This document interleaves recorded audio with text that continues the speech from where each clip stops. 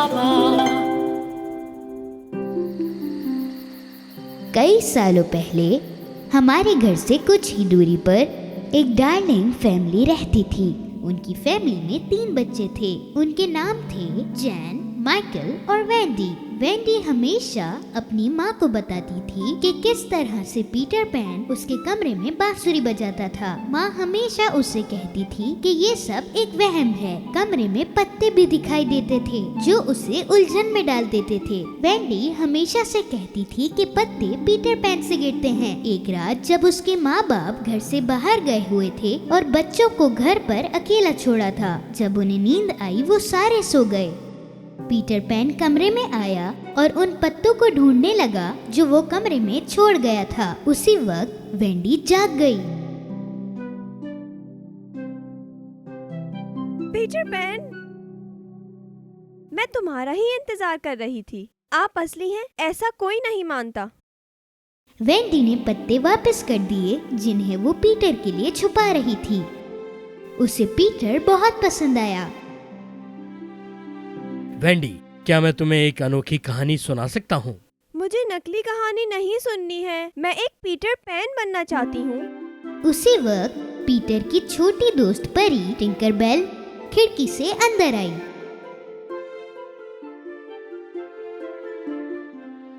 मुझे पता था तुम यहीं मिलोगे। क्या तुम मेरे बिना एक नए सफर की तैयारी कर रहे थे? तुम जानती हो कि तुम्हारे बिना कुछ कर पाना मेरे लिए मुमकिन नहीं है। वेंडी ने अपने भाइयों को जगाया। उन्होंने पीटर पैन और टिंकरबेल को हैरानी के साथ देखा। अच्छा, तो तुम उड़ने के लिए तैयार हो?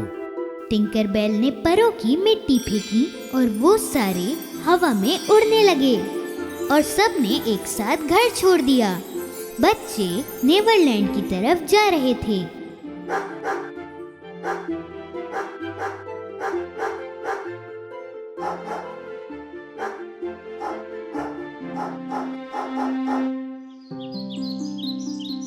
लंबे सफर के बाद वो नेवरलैंड पहुंचे।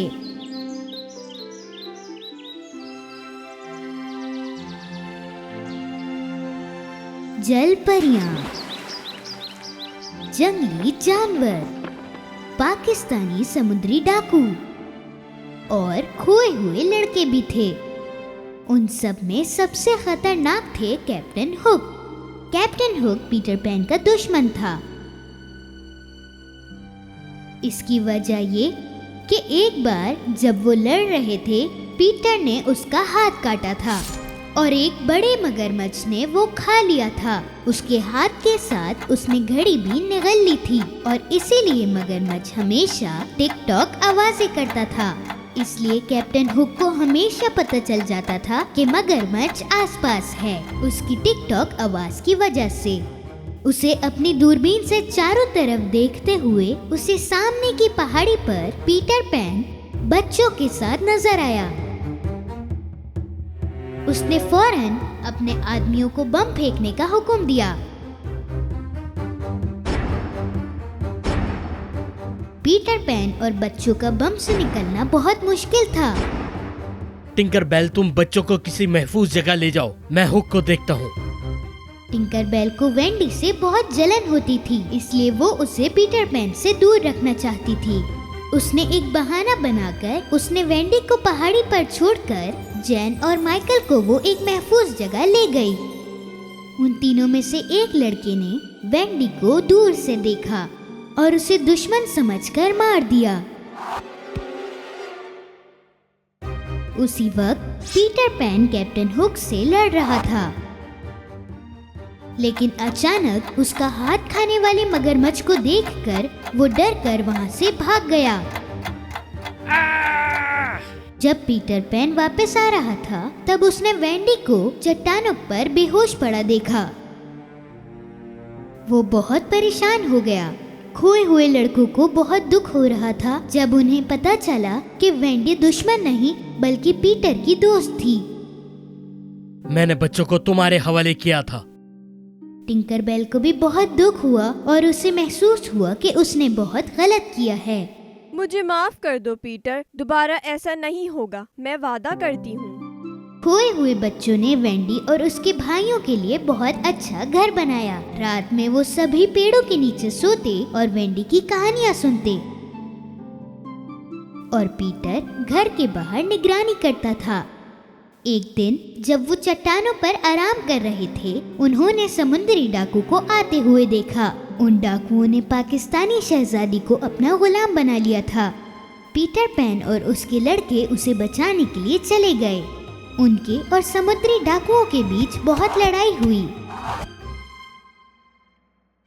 आखिर में उन्होंने बेटी को बचा लिया और उसे समुद्री बादशाह के पास ले गए। उस दिन के बाद पीटर पैन, पाकिस्तानी लोग और खोए हुए लड़के बहुत अच्छे दोस्त बन गए। इतना ही नहीं, समुद्री बादशाह ने लड़कों की हिफाजत करने के लिए अपने 2 सिपाहियों को पीटर पैन के साथ रहने का हुक्म दिया। बेशक कैप्टन हुक को इस बारे में पता चल चुका था। एक दिन मैं तुम्हें हराऊंगा पीटर पैन, और तुम बच नहीं पाओगे। एक रात जब वेंडी अपने घर वालों की कहानी बताने लगी, तो पीटर को एहसास हुआ कि वो और उसका भाई घर वालों को कितना याद कर रहे हैं। इसलिए उसने कहा कि अगर वो चाहे तो वो वापस जा सकते हैं, पर वो रहना चाहते थे। जब वो लंबे सफर के लिए पैकिंग कर रहे थे, तो समुद्री डाकू ने उन पर हमला किया। पाकिस्तानियों के लिए जाल फैलाकर उन्हें पकड़ने के बाद समुद्री डाकुओं ने लड़कों को पकड़ लिया। पीटर पैन घर पर सो रहा था और लड़कों के साथ क्या हुआ इस बात से अनजान था। कैप्टन हुक ने उसे सोते हुए देख लिया था। वो पीटर पैन के घर का दरवाजा खोल नहीं सका।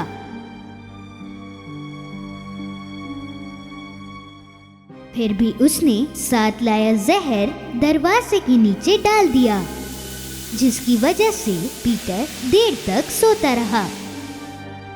पीटर पैन पूरे दिन सोता रहा और जब वो उठा, टिंकरबेल अंदर आई। जो कुछ भी लड़कों के साथ हुआ उसने बताया। पीटर पैन और टिंकरबेल दोनों लड़कों को बचाने के लिए निकल पड़े। जब वो समुद्री डाकुओं के डेरे पर पहुंचे, उन्होंने देखा कि पहरेदारी पर कोई समुद्री डाकू नहीं था। जब वो चट्टान की दूसरी तरफ गए तो वहाँ का नजारा देखकर बहुत हैरान हो गए। वेंडी, जैन, माइकल और खोए हुए लड़के सभी खंभों से बंधे हुए थे और कैप्टन हुक हाथ में जलती हुई लकड़ी पकड़ा हुआ था। तुम्हारी आखिरी ख्वाहिश क्या है?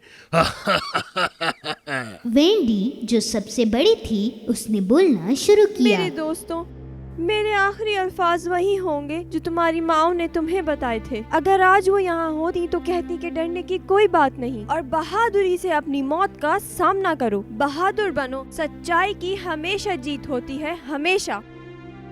वेंडी की बात सुनकर कैप्टन हुक को बहुत गुस्सा आया। वो उसे कश्ती पर ले आया और उसे खंबे पर बांध दिया।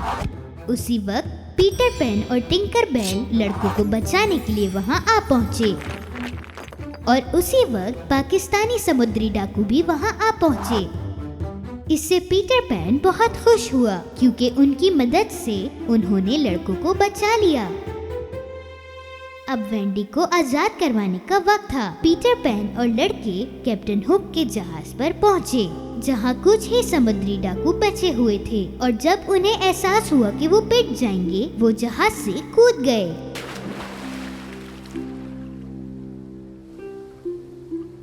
अब तुम्हारे पास बचने के लिए कोई जगह नहीं है, तुम बच नहीं सकते।